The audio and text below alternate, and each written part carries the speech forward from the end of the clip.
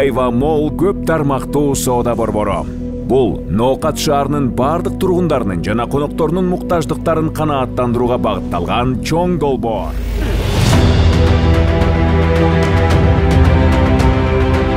Өтө сонун соода борбору курулуп жатат. Глобус эми Ноокатка келет деңиз. Ушул документ бар, анан курулушту баштапсыздар. Арматуралар аябай ширелип токулуп тура. Норма боюнча эле жүрүп атабы курулуш? Нормадан ашыкыраак деп да айтсак болот. Ассаламу алейкум, урматтуу Тез Кабар каналынын көрүүчүлөрү. Кадырман калайык журт, саламатсыздарбы? Мен бүгүн Ноокат жергесине келдим. Жакшы бир кабарды сиздерге жеткирейин деп турам. Ноокат жергесинде, райондун центринде, базардын жогор жагында, жолдун боюнда өтө сонун 6 кабаттуу Айва Мол деген соода борбору курулуп жатат. Мына ошол соода борборунан сиздер бүгүнкү күндөн баштап эртерээк орун тапсаңыздар болот. Биз менен чогуу болуңуздар, биз азыр Айва Молдун сатуу бөлүмүнө келдик. Менин жанымда биздин эфирде мына ошол Айва Молдун тагыраагы муну куруп жаткан Береке Construction курулуш компаниясынын өкүлү Топчугай мырза турат. Азыр бизге толук маалымат берет. Жалпы канча чарчы метр бул соода борборунда келечекте эмнелер болот? Эгер сатып ала турган болсок, орундуктар квадраты канча доллардан сатылып алынат? Курулуш качан башталды? Азыр кайсы деңгээлге жетти? Качан бүтөт? Качан иштеп баштайт? Мына ушул суроолорго кенен жоопторду алабыз. Андыктан биздин ушул чыгарылышты аягына чейин көрүп туруңуздар. Урматтуу мекендештер, райондун борборуна өтө сонун соода борбору курулуп жатат. Бул район эли үчүн, ушул аймактын эли үчүн өтө сонун нерсе. Топчугай мырза, ассаламу алейкум. Сөз сизде. Амансызбы? Аманчылык. Денсаулык жакшыбы? Жакшы, рахмат. Жамаатыңыздар, курулушчулар бардыгы дем күч менен иштеп жатасыздар. Позитивный ишти алып барып атабыз. Азыр да курулуш жүрүп жатат. Кудай жалгасын. Буйрса барып көрөбүз жеринде. Сону. Биз бул сатуу бөлүмүнүн дарегин сиздерге түшүндүрүп коелу. Ноокаттын центрине келгенде базардын жанында айлампа бар, билесиздер. Мына ошол айлампадан райондук хакимияттын жанынан Ленин көчөсү аркылуу бир аз больницаны көздөй жогору жүрөсүздөр дагы, кайра солго бурулуп, бул Калинин көчөсү аркылуу ылдыйга буруласыздар. Калинин көчөсү мурдагы аты, азыркы аты башкача аталып калды. Сагын Алимбаев. Сагын Алимбаев көчөсү. Ленин көчөсүнөн Сагын Алимбаев көчөсүнө кичинекей көчө Менделеев мектептин алдынан өтөп, ошол көчөгө өтүп эле бурулган жерде 2 кабаттуу стеклянный здания курулган. Ошол имараттын 2-нчи кабатында ушул Айва Молдун сатуу бөлүмү иштейт. Бул жерге келсеңиздер, сатуу бөлүмүнүн менеджерлери, башка кызматкерлери дагы ушул жерде болот экен. Мен азыр сөздү сизге берейин. Сөз башында айтсаңыз, курулуш качан башталды? Андан кийин видеороликке кезек берели. Биз курулушту 2023-түн аягы деп да койсок болот. 2023-жылы баштаганбыз. Ошодон бери почти мындай 3-4 кварталдарында баштаганбыз. Уже азыр 2024-тө уже азыр 2-нчи кабатынын эмеси курулуп атат уже. Поло. Биринчи кабаттын монолити, 2-нчи кабаттын поло, Поло курулуп атат, ооба. Азыр бетон куюлуп атыптыр. Азыр куюлуп атат, ушул момент иш кызуу жүрүп жатат. Ушул жерден дагы көрүнөт экен, тетиги жерде миксер келип, помпалор менен чогуу ушу бетондун үстүнөн куюп атыптыр. Биз үстүнөн дагы тартып көрсөткөнгө аракет кылдык. Азыр бул жерден биз кеңседен толук маалыматты берели, анан аягында барып ушу курулуш жүрүп аткан жеринен дарегинен дагы көрсөтмөкчүбүз. Уруксат берсеңиз. Биз азыр көрүүчүлөрүбүзгө сиздердин ушул Айва Мол кандай бүтөт, кандай болот? Ушул тууралуу бир кенен маалыматтуу ролигиңиздер бар экен. Ошол видео роликти элибизге сунуштап көрсөтөлү. Маалыматка алдын ала эгедер болсун. Андан кийин сөзүбүздү уланталы. Көңүл буруңуздар.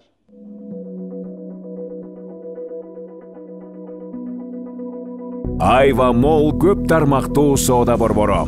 Бул Ноокат шаарынын бардык тургундарынын жана конокторунун муктаждыктарын канааттандырууга багытталган чоң долбоор.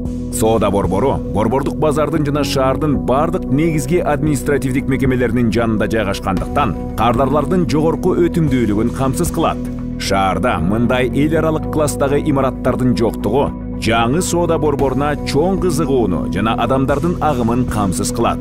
Алюминий профилдерин колдонуу менен жасалган заманбап фасад, энергияны үнөмдөөчү көп функционалдуу айнек терезелер, дуалдары жогорку сапаттагы материалдар менен жылууланган Айва Молл соода борбору шаардын чыныгы кооз жерине айланат. Бардык 6 кабаттагы панорамалуу терезелер күндүзү бүтмейкиндикте күн нуруна толтурса, ал эми имараттын түнкү жарыктары элдин көңүлүн буруп, шаар тургундары менен конокторунун массалык сейилдөө борборуна айланат. Ушул деңгээлдеги башка борборлор сыяктуу эле Айва Молл соода борборунун унаа токтотуучу жайлары болот. Коноктордун унаа токтотуучу жайына 100гө жакын, ал эми жер астында 44 унаа батат. Жер астындагы унаа токтотуучу жайга электр унааларын тез кубаттоочу станция орнотулат. Бардык 6 кабатта ыңгайлуу жана тез жүрүү үчүн жогорку ылдамдыктагы жана үнсүз эскалаторлор, травалаторлор, лифттер жана тепкичтер орнотулган. Соода борборунун ички жасалгасы эл көп чогулган жерлер үчүн эң акыркы стандарттарга жооп берет жана ыңгайлуу коопсуз чыгууларга ээ. Ар бир ири соода комплекстериндегидей эле эң популярдуу жерлер Бул Food Court жана Балдар аянтчасы. Ноокаттын тургундары жана коноктору эң даамдуу тамактарды ырахаттануу менен татып, бир чыны кофени ичип, балдарга майрам тартуулай алышат. Биздин коноктор шыктануу жана адаттан тыш эс алуу жайына айланган заманбап террасадан күндүн батышына жана тоолордун кооз көрүнүшүнө суктанышат. Ошондой эле конокторду бардык керектүү нерселер менен камсыз кылган супермаркет үчүн бөлмө бар. Борбордун аймагынын чоң үлүшү кийим-кече, бут кийим жана башка товарлардын брендтик бутиктери катары бөлүнгөн. Соода комплекси шаардыктарды премиум жана сапаттуу массалык базар товарлары менен камсыз кылат. Азыр бардык брендтер бир чатырдын астында чогулушту. Тиричилик техникалары, уюлдук телефондор жана аксессуарлар дүкөндөрү да борбордун бир кабатында өз аянттарын ээлейт. Соода борборунда түрдүү банктардын филиалдары ачылат. Бул кардарлар үчүн сөзсүз түрдө жеңилдик болот. Анткени имараттан чыкпай эле өз банкыңызга баруу абдан ыңгайлуу.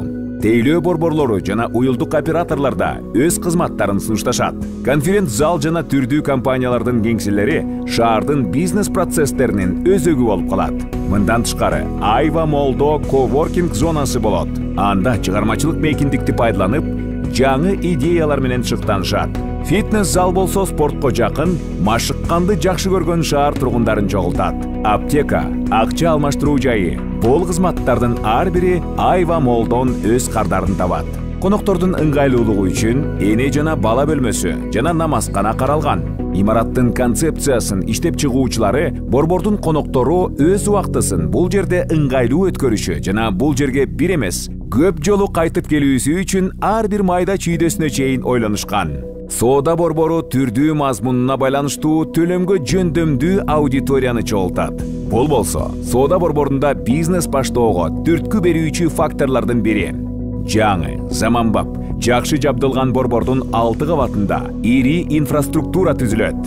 Айва Молл шаардагы жана райондук деңгээлде эң ири соода борбору болот. Айва Молл соода борбору. Бул сиздин бизнесиңиз үчүн даяр стартап. Сөзсүз орун алганга жетишиңиз. Азыр мүмкүнчүлүктөр заманы. Мынакей, урматтуу мекендештер, сиздер Айва Моллдун кандай болоорун көз алдыңыздарга элестеттиңиздер. Эми суроо жообубузду баштайбыз. Айтсаңыз, Топчубай мырза, жер аянты канча ал жерде? Канча жер аянтка баштадыңыздар? Бул бизде кызыл китеп. Бул кызыл китеп ошо куруучунун же болбосо кандай десем, учредительдин, анан дагы бул строительный компания деп коет, Берекет констракция. Ошонун жетекчисинин менчиги. Өзүнүн атында. Өзүнүн атында. Курулуштагы, куруп жаткандагы өзүнүн атында. Курулуштагы, жердагы, курулуш компаниядагы ошол учредитель ээсинин атында. Ошонун атында. Бул жер катар көрүп коелу, ооба. Бул жер негизинен 19 соток болуп айтылат. 19 соток? Ооба. Мен видеодо ачык көрсөтөм туугандар. Мына мамлекеттик жер укугуна болгон менчик мамлекеттик актынын экинчи бетин ача турган болсок, мына жерде жер аянты 1900 чарчы метр экен, жер аянты 19 соток болуп калат, а? Ооба. 20 соток экен да, мындайча айтканда. Туурабы? азыр эми айланасындагы жерлерди дагы биз дагы алып эметкенбиз, ал дагы ошол менен негизинде дагы биздин жерибиз чоңоюп эме болуп кеткен. Жер ошо өзүңүздөрдүн атыңыздарда. Ооба. Бул жерде жазылып турат, Кана. Мынанда жазылып турат. Менчик ээсинин аты жөнү жазылып турат. Ошо бир эле кишинин атында экен, Ооба. Бул жакта да жазылып турат. Компаниясы дагы, жер дагы бардыгы бир эле кишинин атында. Демек бул ошо соода борбору курулуп жаткан жердин менчигин аныктаган кызыл китеби. Мындай жеринен кыжалат болбосоңуздар болот экен. Ээси өзүнүн жерине куруп атыптыр да. Ооба, өзүнүн жерине куруп атат. Жакшы. Анан биз кандай гана курулуш болбосун, туугандар документтерин бир катар көрүп, анализдеп, аныгына жетип, анан сиздерге сунуштайбыз. Азыр бул жерде мына кызыл китебини көрүп чыктык. Андан кийин долбоор түзүлөт. Долбоору да бул жерде даяр экен. Андан кийин ошо мурда апу иту деп койчу эле. Азыр жаңы положение боюнча, госстройдун жаңы положениясы боюнча эки документ бириктирилип калды, АГЗ деп коет, АГЗ, ооба. Архитектуралык шаар куруу корутундусу болуп атат, ооба. Бул ошо корутундусу экен. Азыр келип да бир катар барактап чыктык. Бул бардыгы даяр. Бардыгы даяр. Уруксат кагаздары алынган. Бардыгы. Муну дагы ачып көрсөтүп коем. Мына бул эми градосоветтен өткөнсүздөр да? Ооба, өткөн. Градосоветтен өткөн. Градосоветтен өткөндөн кийин бүт технологиялар алынган, Бардык, ооба. Шаар куруу долбооруна, ген планга дал келет. Дал келет, ооба, киргизилген дал келет. Бүт бардыгы дал келет. Ооба. Мына кызыл китептердин копиялары тиркелген бул жердечи. Караңыздар. Мына АГЗ документтери. Бул ошо жер картасы. Анан бул жерде ошо АГЗда эң негизгиси технология болот. Несктен канча бир киловаттка жогорку кубаттуулуктагы электр энергиясына уруксат кагазын алыпсыздар. Ооба. Мен стройкаларды тарта берип, аябай жакшы түшүнүп калгам, эми өзүмдүн деңгээлимде. Бул эмеге экен? Водоканалдан таза сууга уруксат алыпсыздар. Эми соода борбору болгондон кийин сөзсүз түрдө суу кирет. Ал жерде намазкана болушу мүмкүн, дааратканалар болушу мүмкүн, ашкана болушу мүмкүн. Таза суу киргенден кийин анан саркындуу суу чыгышта керек да. Ноокатта өзү канализация жок. Канализация маселесин кандай чечип атасыздар? Биз ошол выгребная яма деп коет, сарканды суулар топтоонун баягы эмеси деп коет, мындай септик деп коет. Ошол септикти 3,5 сотикке атайын ошо документтерин жасап, ошонун негизинде мына атайын ошол жерге септик кылып жасаганбыз. Ал жактан курулуш уруксат кагаздарын алганбыз бардыгы. Ошол жака септик жасайсыздар. Септик жасалат, ооба. Кудай жалгасын. Сону. Анан ушул документтер бүткөндөн кийин эң аягы баягы точка койгон документ бул эле. Бул ооба, мамлекеттик бул баягы шаар неме экспертизанын оң корутундусу бул. Мамлекеттик экспертизанын оң корутундусу мына. Жакындатып сиздерге көрсөтүп коелу. Бул буга чейинки курулушка болгон уруксат кагаздары, бүт курулушка тиешелүү документтери бардыгы бүткөн. Эң аягында ушул госэкспертиза точка коюп берет да, чекти коюп берет. Оң корутунду чыгарып бериптир ошол документти. Ушуну алгандан кийин анан катламан башталат да. Ооба. Муну өзү 2023-жылы алган экенсиздер, 2023 февраль айында. Машалла. Ушул документ бар, анан курулушту баштапсыздар. Ооба, ошондой. Азыр ошондо курулуш этабы Топчубай мырза, биринчи кабаттын патологу куюлуп атат, экинчи кабаттын монолит коюлуп атат, ооба. Жалпы канча кабат болот? Жалпысынан 6 кабат болот. 6 кабат. Ооба. 6 кабаттын ар бир кабатында өз-өзүнчө баягы эмелер камтылган. Мындайча айтканда, өзүнүн торговый центрдин положениясы деп коет, кандай десем. Биринчи кабатында эмнелер болот? Глобус жайгашат, бул гипермаркет. Продуктовый, ооба, гипермаркет. Глобус эми ноокатка келет деңиз. Ооба, ноокатка. Алар менен официальный келишимибиз бар. Буюрса бүтөрү менен алар келет. Банктар бир аз бурчунда банктарда жайгашат. Алар менен да келишимибиз бар. Банктардагы сберкассалары кирет ошол жерге. Бардык сберкассалар, ооба. 4-5 банк жайгашат. Терминалдар, банкоматтар коюлат деңиз, ал жерлерге. Бардык ошондой нерселер коюлат. Анан экинчи кабатына келсек, экинчи кабатта эмне болот? Экинчи кабатында бир аз бир аз бурчу 3/1 бөлүгү деп койсок дагы болот. Ал жакта телефонный баягындай сотовый ремонт, ошого нерселер коюлат, мисалы мындай. Бишкекте сумдагыдай эле. Сумдагыдай. Калган жагы кийим-кече болот. Экинчи кабат. Ооба. Демек экинчи кабаты 3/1 телефон аксессуарлар сатылса, туугандар негизги тиричилик ошол жерде жүрсө, баарыбыз кайнап ошол жерге келип кетип соода кылсак, калган жагы 3/2си кийим-кече сата турган бутиктер. Бутиктер болот. Белгилүү брендтер. Белгилүү брендтер. Adidas, ошондой эле баягы Reebok деп баягы ошого. Nike ошол сыяктуу, ошолор келет эми. Ооба. Экинчи кабаты бүттү. Үчүнчү кабатычы?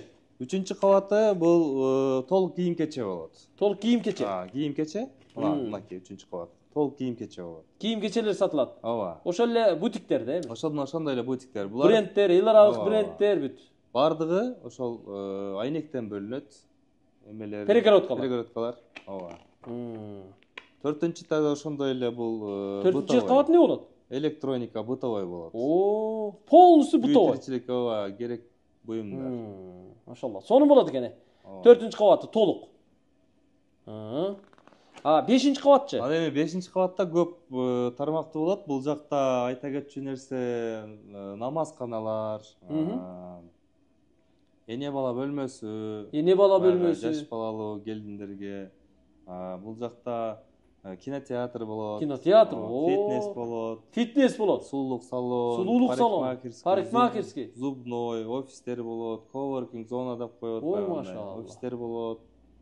Ошого окшогон көпчүлүк нерселерди камтыйт 5-нчи кабат. 5-нчи кабаты. Дааратканаларда болсо керек эми, намазкана болгондон кийин даараткана. Эми бизде аябай сонун дааратканаларды мүмкүнчүлүктөр кылганбыз. Ал ар бир этажда 10дон болуп, 6 этажда 60 даараткана бар. 30-у аялдардыкы болсо, 30-у эркектердики болот. Сонун болот экен да. Намазканада аялдар үчүн, эркектер үчүн өзүнчө болот. Башка болот, ооба, башка. Сонун. Балдар ойночу аянтча да болобу, Айта кетчү нерсе, балдар ойночу аянтча аябай мындай маани берип жасап атабыз. Ал жакта маани берип кылып, жасап, чоң кылып, өтө мындай жарык, шаңдуу кылып, жана унун алдындагы күтүүчү жерлерде, мисалы чай ичүү жерлер, кафе, ресторандар, ошого окшогон нерселерди дагы камтыганбыз. Канчанчы кабатта? 6-нчы кабатта. 6-нчы кабат. 6-нчы кабаттын бир аз бөлүгү террасада болуп кетет. Балкон сыяктуу. Балкон сыяктуу. Себеби бул балкон сыяктуу кылганыбыздын себеби бул аябай бийик болгондуктан. 6-нчы кабат. Ооба. 30 метрге чамалайт бийиктиги. Ошол бийиктикте мисалы нокаттын өзүнүн көркүнү көргөнчө, тоого жакын болгонсун. Тоолорду карап деңиз, Ошол жакта тамактанышып, балдарды ойнотуп кетишсе болот. Демек 6-нчы кабаты балдардын оюн зоок борбору, анан тамактануучу жай болот. Тамактануучу жай. Кафе болот экен да. Кафе, ресторан болот экен, мындай заманбап, Бул ошондой эле бул офистердин, фитнестердин көрүнүштөрү. Ооба. Бүт баары мындай эл аралык деңгээлде эң жакшы кылып жасаганга көңүл буруп атасыздарбы? Ооба, эң жакшы кылып. Биз негизи буну биринчи курулушубуз эмес болчу. Бул биз Бишкекте ошол премиум класстагы деп коет, мындай эң мындай жогорку деңгээлдеги үйлөрдү салабыз. Береке констракшн курулуш компаниясы. Курулушка бүгүн эле келип калган жоксуңар, Жок, биз курулушка бүгүн эле келген жокпуз. Биз Бишкектеги бүтүргөн объекттерибиз бар. Каерде эмнелерди салгансыңар? Мисалы, Бишкекте ишенимдүү болуш үчүн азыр эми биздин элибиз келип канча бир квадрат силерден ушу торговый центриңерден собственный мындай место сатып алат да. Ошон үчүн мындай ишенимдүү болуш үчүн айтып койсоңуз, белгилеп элечи. Биз буга чейин Бишкек шаарында көп кабаттуу 12 кабаттуу үйлөрдү бүтүргөнбүз, 2 үй бүтүргөнбүз. Бириси Токтогул Исанова кесиришинде, Дом Куликовский деп коет, аны үй ошол. Заправканын тушунда. Заправканын Газпромдун тушундагы. Ал биздин биринчи бүтүргөн үйүбүз болот. Экинчи үйүбүз бул 3-чү микрорайон деп коет. Бул улица Койбагарова, ал жакта да 12 этаж ошол көп кабаттуу үйдү бүтүргөнбүз. Үй кургансыздар. Ооба, курганбыз. Аны элге ушундай толук бардыгын тапшырып өткөрүп бергенсиздерби? Толук түрдө өткөрүп, тек паспорттарын колуна берип, азыркы учурда толук түрдө жашап, ал жерде берилген негиз. Берилген, ооба. Сонун. Абдан жакшы. Демек Бишкекте дагы ушу өздөрү курулуш компаниясы аркылуу элге көп кабаттуу үйдү куруп, квартираларын бүт документтери менен өткөрүп жашоого тапшырып бериптир да. Бул да болсо мына курулушту жүргүзүүгө, бул тармакта алып кетүүгө болгон бир тажрыйба. Азыр эми бул жерде орундуктар сатылат, бардыгы. Ооба, сатылат азыр. Бардыгы сатылабы же определенный бир кабаттар эле сатылабы? Канча аянттан канча аянтка чейин биз сатып алсак болот? Айта кетчү нерсе бул 2-чи, 3-чү, 4-чү, 5-чи этажга гана сатылат бул жерде. 2, 3, 4, 5 дагы. Ооба, 5 дагы. Анан 1 менен 6 сатылбайт. Ал жакта эми биз атайын глобуска бергенибиздин себеби бул жакта продукта мисалы ар бир адамдарга бере берсек, ал ар ким окшош товар койбош үчүн глобусту тандадык. Анан ал эң негизги тандаганыбыздын себеби бул өтө сертифицированный деп коет экен, өтө таза. Бул күнгө чейин глобуста мисалы бир кандайдыр бир адамдар дагы кемчилигин таппай ушул таза иштеген үчүн ошону глобусту тандадыңыздар, келишим түзүп койдуңуздар. Түзүп койдук, ооба. Биринчи кабатына глобус келет, банктар, Сберкасса. Ооба. Терминал, банкоматтар коюлат. Барды коюлат. Эң сонун. Экинчи кабаты сатылат, бутиктер. Экинчи кабаты сатылат. Жана телефон сата турган, аксессуар сата турган жерлерде сатылат. Бирок ал жерден тилекке каршы, ал жерден месталар калбай калды экинчи этажданчы. Калбай калды? Ооба. Экинчи этажда телефон саткан жерден дагы, кийим сата турган жерлерден дагы место калбай калды. Азыр 3-чү этаждан бар, 4, 5-чи этаждан бар сатылат. 3төн, 4төн, 5тен бар. Ооба. Ал жерден мисалы канча квадраттан канча квадратка чейин алсак болот? Эми перегородкалар айнек менен тосулат экен. Ооба. Каленый айнек менен, туурабы? Канча квадратка чейин алсак болот? Минимум канчадан баштап алсак болот? Эми ар кимдин өзүнүн мындай төлөө мүмкүнчүлүгүнө карап, шартына карап дегенекчи, 10 квадраттан баштап 150 квадратка чейин алса боло берет. Боло берет. Ооба. Мүмкүнчүлүгүнө жараша. Мүмкүнчүлүгүнө. Эртең эмне сатат, кайсы бренд тап келип ошол жерде иш кылат, ошого жараша, планына жараша болот экен да. Канчадан сатылып атат азыр? Мисалы, ушу бизнес жайда квадратура канчадан сатылып атат? Азыркы этапта, азыркы ушул күндө $2000 сатылып атат 1 квадраты. 1 квадраты $2000 сатылат. Биз муну салыштырып кетчү нерсе, кандай десем, бул мисалы Ошто, Бишкекте же болбосо башка жерлерде домдордун биринчи кабаты бар го, биринчи кабаты. Биринчи кабаттан сатат, ал жерде алар деле аларга определенный гана адам барат. Ал жерде мисалы под бизнес деп коюшат өзүнчө. Сатылганда мисалы под бизнеске ошо биринчи этажды сатканда алар $2000, $3000, $4000 чейин сатышат. Жайгашкан жерине карап. Эң негизгиси. Эң негизгиси ал жерге дагы бир мындай саналуу гана адамдар барат. Мисалы ал жерге кийим кече кылса, жанына продукт кылып мындай аябай мындай ыңгайсыз болуп калат да. Биз бул жерге күнүнө 4-5 миң адам кантип бере турган торговый центр салып атабыз, мындайча айтканда гипермаркет. Ошонун негизинде себеби бул жерде мисалы продуктага келген адам, тамак ашка келген адам, балдар ойной турган аянтчага, намазканаларга, туалеттерге, банктарга, кийим кече баардыгына биригип биз күнүнө болбоду бир 2000-3000, болбосо 4-5 миңге чейин адам болжолдоп атабыз. Ошонун негизинде квадратуранын акчасын ошентип чечкенбиз. $2000 азыр. Ооба. Бул кымбатташы мүмкүнбү? Буга чейин арзаныраак сатылдыбы? Ооба, бир аз арзаныраак сатылган буга чейин. Азыр будан дагы биз 3-чү, 4-чү, 5-чи кабатка көтөрүлгөндө уже баалары башка өзгөрөт. Дагы өзгөрөт. Ооба, деңгээлде мындайча айтканда көтөрүлөт да. Строй компания, любой эле строй компания кабат көтөрүлгөн сайын үй бүтүшүнө жакындаган сайын бааны көтөрө берет экен. Котлован баасы арзан, мисалы, биринчи кабатка чыкса, дагы башка, 2ге чыкса башка, кабат көтөрүлгөн сайын баалар көтөрүлө берет экен да. Демек, бүгүн мына 2-чи, 3-чү кабатта уже бааңыздар $2000 квадраты. Ооба. 1 квадрат. Ооба. Кийин көтөрүлүшү мүмкүн. Мүмкүн, ооба. Аны өзүнчө жарыя кыласыздар буюрса. Аны өзүнчө жарыя кылабыз. Буюрса сиз дагы келип бир жарыя кылып берсеңиз. Кудай кааласа. Дайым байланышта болуп турабыз. Курулуштун жүрүшүн улам убакыт өткөн сайын, курулуш көтөрүлгөн сайын балким келип жаңы маалыматтар менен сиздерге көрсөтүп берип турабыз. Иншаллах, Аллах бизди байланыштырып турган болсо. Бул жерде эми сиздерден ушу торговый центр өзү бүт сиздердики. Жер сиздердики болсо, торговый центр сиздердики болсо, курулуш компания өзүңүздөрдүкү болсо, туура? Ал жерден биз сатып алсак, мындай менчик болобу? Биздин менчигибизби? Ооба, албетте, сиздерге менчик болот.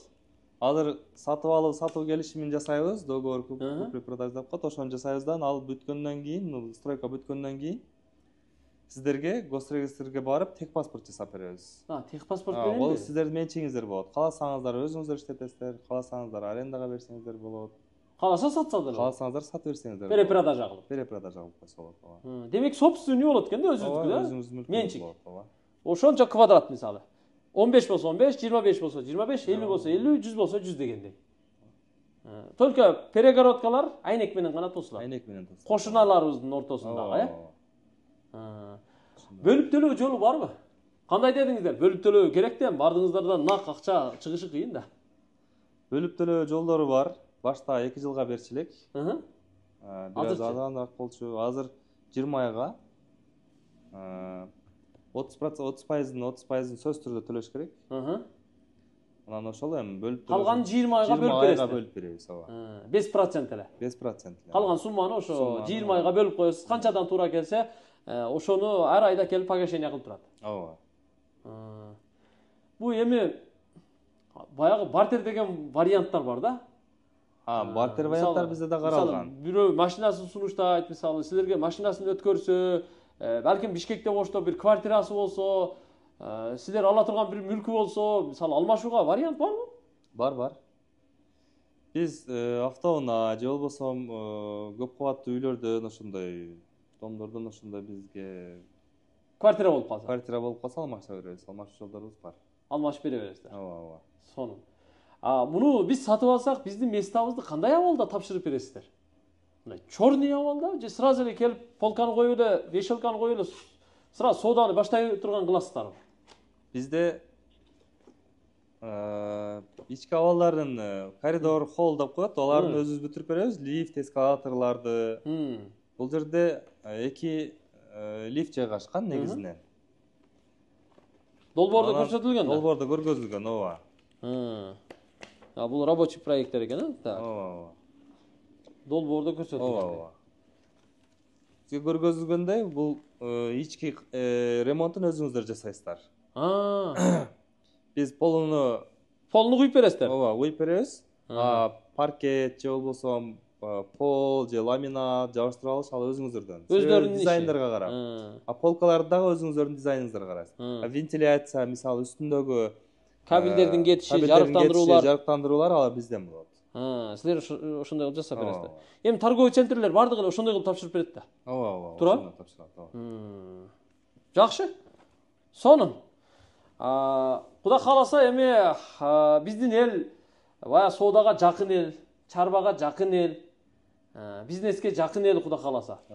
Иншалла месталарды алып калса, бул жерде жакшы бир соодалар жүрөт го. Буйрса. Качан бүтөт курулуш? Конкретный мындай ишенимдүү кайсы убакытта айта аласыз? Курулуш качан ушу лентасы кесилип, ачылышы болуп, шарлар учуп, салюттар атылып, качан ачылышы болот?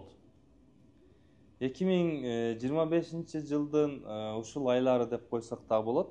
Ачылышы, ишке киргизилиши. Апрель болсо 2-чи квартал. 2-3 квартал деп койсок болот. Ушул жылдары 1 жылга жетпей ошо бүтүргөнгө аракет. Эмки жылы, 2025-жылы ушул убакыттарда бүтөт экен. Майли жайга бүтсүн. Туурабы? Ооба. Майга бүтсүн, жайга бүтсүн. Ошондо дагы эң сонун болот да. Эми курулушту мисалы кабат көтөрүлгөн сайын астынан башка бир жасалгылоо иштерин жүргүзүп кете бересиздерби? Параллельно. Сөзсүз түрдө жасалат ал. Биз 3-чү кабатка келгенде 1-чи кабатты ремонттой баштайбыз. 5-ке келгенде 2-чи кабат дегендей, 6-га келгенде 3-чү кабат дегендей. Ошол курулушка тоскоолдук кылбай, ылдыйда дагы өзүнчө ремонттор иштери жүрүп баштай берет. Бул жерде эми адам көп, кээде пробка болуп калат. Базардын жаны, анан мындай өтө эле тыгын болбойбу, же мындай унааларды коюуга шарт болбой калбайбы эртең? Ал унаалар маселесин дагы караганбыз. Ал коюучу пробкаларды кандай кылабыз кылып. Ал түбүндө бизде парковка жайгашкан. Жанындагы бизде эски машина базар деп коет. Ошол жакта азыр стоянкабыз да бар. Болжол менен айтканда 230-250-нун тегерегиндеги машина батат ал жерге. Унаа коюучу жай дагы даярдап атасыз. Ооба. Ана муналда көрдүмбү? Кайерде көрдүм? Подземный паркингде бар экен го? Бар, ооба. Канча машина батат эми? -1 44 машина батат ал жерге. Жанагы ылдыйга түшүп кетет. Ооба. Мына. Бул подземный паркинг. Ооба, подземный паркинг. Жакшы экен анда, сонун. Лифттер иштейт, эскалатор болот экен, эскалаторлор иштейт, кабаттан кабатка эскалатор менен чыгат да, онда бүт көрүнүп турат го долбоорунда. Биринчи кабаттан 6-кабатка чейин эскалатор болот. Бул эми бар эле түшөт, кошумча 2 лифт да бар. Кошумча 2 лифт, пожарный ходдору менен. 5-5тен ар бир этажда туалеттер бар. Мисалы, бул жакта 5 эркек болсо, бул 5 аял. Ошондо 10 ажаткана, дааратканалар менен деңиз, жакшы. Ажаткана, раковиналар коюлат экен да, жакшы. Ушул туугандар, негизинен ушул маалыматтарды сиздерге жеткирели дедик. Эми бул мүмкүнчүлүктү колдон чыгарбаңыздар. Эми Кыргызстанда райондор көп. 50дөй район бар, Ошонун бири болгон, эл көп жашаган, эл жыш жайгашкан, мээнеткеч эл болгон Ноокаттын райондун центрине мына ушул эле райондун кулундары ушундай бир торговый центрди баштаптыр. Бел байлап, курулушту баштап, Кудай кааласа, бүтүрөбүз эмки жылы элге тапшырып беребиз. Эл иштесин, пайдалансын. Элге бир жакшы бир эс ала турган, жакшы бир шоппинг кыла турган, жакшы бир соода кыла турган, пайда таба турган жайды даярдап атыптыр. Кудай жалгасын. Ушуну жасап аткан учредителиңиздер, ээңиздерге, жетекчиңиздерге ыраазычылык билдирем. Аманчылыкта көрүшөлү. Биз азыр барып ошо курулушту дагы жеринен көрөлү, Макул. Бетон миксер менен, помпа менен бетонду куюп аттыр. Курулушунан да көрөлү. Азыр эми 2-кабатка эми чыккан болсо, эми 6-кабатка чыкканын мен элестете албай атам да. Өтө бир башкача аура болсо керек. 6-кабатка чыкканда эми 30 метрден бийик абалда тоолор, каракой жак, ак мөңгүлөр бүт баары сонун көрүнөт. Ноокат тегиздик ушул чөлкөн бүт көрүнөт. Иншалла. Эң сонун болот экен. Анда белсениңиздер, чамыныңыздар, аракет кылыңыздар, ашыгыңыздар. Бул мүмкүнчүлүктү колдон чыгарбаңыздар. Болгону эсептелүү эле орундуктар бар. 2-кабат уже сатылып кетиптир. 2-кабаттан кеч калыптыр адамдар. 3, 4, 5 бар экен, орундуктарга жетишип калыңыздар. Менимче бир жарым сатылып эле өшөйт, жалпы жайды. Эң сонун. Анда жетишип калыңыздар. Курулушту барып жеринен көрөлү. Алыстабай туруңуздар. Башкалар менен бул видеону бөлүшүп коюңуздар. Башкаларга дагы пайдасы тийсин, орундук алып калсын. Курулушта жолугушабыз. Мына, туугандар, биз азыр дарегине келдик. Бул жерди жакшы билесиздер. Телман стоянкасы деп коет Ноокатта, базардын жогорку эшиги. Бул көчө менен бул жагы Каракой тарапка, Папан тарапка, Көкбел тарапка кете турган жол да. Ушул жерде мына жолдун боюнда дүркүрөп курулуш жүрүп атат. Бүгүн бетон алып атыпсыздар, Ооба. Бетон. Бүгүн бетон иштерге кирип көрсөк. Кана, жүрүңүздөрчү, кирип көрөлү. Так, касканы кийип алайлы. Так, бисмиллахиррахманиррахим. Так, каягынан киребиз. Тепкич менен узак менен чыксак ыңгайлуураак болот. 2-кабатка чыгалы, бирөт эле. 2-кабатка. Машалла. Сонун го, бүт стойкалар коюлуп, опаловка коюлуп, анан кийин бетон алынып атат экен да? Ооба. Бул 1-кабаттын полу. Bunun tüyünde parkovka var. Bunun aslı parkovka. Ооба. Bunun azır 1-кабаттын patologu болот. 2-кабаттын polu. Beton kuyulup atat tuğanlar. Mikser menен kuyup atat eken da jakşı. Jerinden көрсөтүп берип атабыз сиздерге. Машалла. Мындайга айланып өтөлү. Кызыл лента тартып коюптур. Эми курулуштун талабы ушундай. Каска кийип анан кириш керек, коопсуздук үчүн. Тепкич менен чыга беребизби? Ооба, ушул жак менен чыга беребиз. Келиңиздер. Tepkiş menен чыга алanda. Bismillah. Келиңиздер, сиздер чыгыңыздар, урматтуу биздин көрүүчүлөр. Tepkiş менен чыгып баратабыз азыр. Жакшы. Ойлаңыз машина. Бетон алынып, курулуш жанында жүрүп атыптыр да, машалла. Мынакей. Арматуралар аябай ширелиптир, Ооба. Келиңиздер, жеринен көрөлү. Hoppa. Караңыздарчы.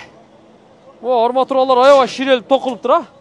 Бул арматуралар атайын команда иштеп атат. Машалла. Кудай жалгасын. Ассаламу алейкум, амансыздарбы? Кандайсыздар? Машалла. Жакшыбы? Курулуш жүрүп атыптыр, бетонду алып атыптыр. Мына жактары уже куюлуптур, а? Ооба, куюлуп. Бүгүн эмне куюп бүтөсүздөр муну? Буюрса, ооба. Түнү менен болсо дагы. 1-2-3 сааттын ичинде бүтүп калабыз. Куюп бүтүп каласыздар. Ооба. Бул азыр төшөмө деп коет. төшөмө. Экинчи кабаттын полу. Ооба, полу болот. Бул атайын арматуралар бул Россиядан келет. Сертификаттары менен. Бүт баары. Бүт баары, ооба, тастыкталган, текшерүүдөн өткөн, стандарттан өткөн дегендей. Бетонду каяктан алып атасыздар? Бетонду Ноокаттан же ош жактан келеби? жок, оштон келет. Оштон келеби? Ооба, Ноокаттан мындай курулуштар болбогондугуна байланыштуу. Бул жакта бетон заводунун өзү жок. Оштон алып келдиребиз. Бул арматураларды Россиядан алып келдиребиз. Ушундай курулуш Жакшы. материалдары Бишкектен келет дегендей. Баары ушул бизде. Норма боюнча эле жүрүп атабы курулуш? Нормадан ашыкчараак деп да айтсак болот. Норма боюнча деп кое берейин. Кудай жалгасы. Ооба. Сон. Документтер менен тастыктап бере алабыз да аны. Урматтуу мекендештер, бул жердин кардарлары, келечектеги бул жердеги соода орундуктарынын ээлери мына айвамол курулуп жатат. Биз азыр 2-кабаттабыз. Эгер 6-кабатта болсо, оно миксердин үстүңкү ийилген жерине чейин көтөрүлүшү мүмкүн. Туугандар, жерден бир 30 метр бийиктикте. Бирок тоолор ушул чөлкөм, Ноокат бүт бийиктиктен жакшы көрүнөт экен да. Ооба. Кудай кааласа иншалла. Эмне дейсиз? Мына 2-кабатта уже сиздерге орун калбаптыр. Мына үстүдөн 3-кабаттан, 4-кабаттан, 5-кабаттан орундуктарга ашыга бериңиздер, аракетиңиздерди кыла бериңиздер. Мен бул чыгарылышты жыйынтыктайм. Кудай буйрса, бул команда менен байланышта болуп турабыз. Дагы жогорку кабаттарга курулуш көтөрүлсө, улам жаңылыктарды сиздерге жеткирип көрсөтүп турабыз. Ооба. Сизге маалымат бергениңиз үчүн ыраазычылык билдирем. Ыраазы. Чарчабаңыздар. Эң негизгиси элдин ишениминде чарчабай жүрө бериңиздер. Рахмат. Сиздерге да рахмат. Көрүшкөнчө аман туруңуздар.